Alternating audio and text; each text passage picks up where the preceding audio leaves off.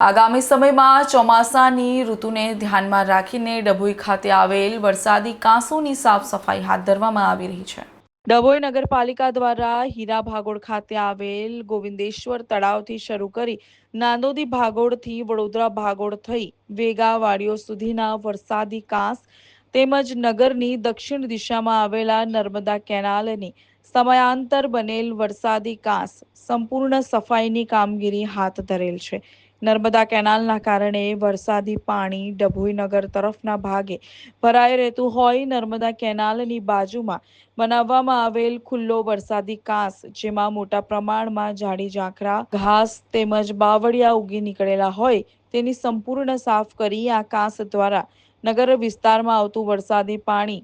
ભૂખી કાંસ સુધી વરસાદી કાંસ સફાઈની કામગીરી જીસીબી મશીન તથા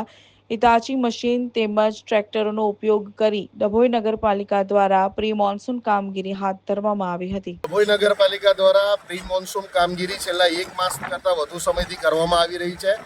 નગરની અંદર પડતો વરસાદ અને નગરની બહાર આવેલ સોસાયટી વિસ્તારમાં પડતો વરસાદનું સંપૂર્ણ પાણી નગરમાં કોઈ પણ ઘરને નુકસાન ન કરે તેની તકેદારીના ભાગરૂપે નગરપાલિકા દ્વારા પ્રી મોન્સૂન કાંસોની સફાઈની કામગીરી હિટાચી મશીન જેસીબી મશીન અને ટ્રેક્ટરો દ્વારા સંપૂર્ણ કાંસોની સફાઈની કામગીરી પૂરજોશમાં કરવામાં આવી રહી છે। જેના ભાગરૂપે કેનાલ ડભોઈને ફરતે એક કેનાલ આવેલી છે। આ કેનાલમાં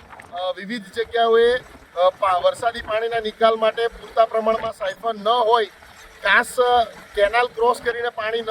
જઈ શકતું હોવાના કારણે આ કાંસની આજુબાજુ કેનાલની આજુબાજુ સંપૂર્ણ સફાઈ કરી પાણીનું વહન ઝડપથી થાય અને નગરમાં કોઈ પણ ઘરમાં પાણી ન ભરાય તે મુજબનું આયોજન ડભોઈ નગરપાલિકા દ્વારા કરવામાં આવી રહ્યું છે।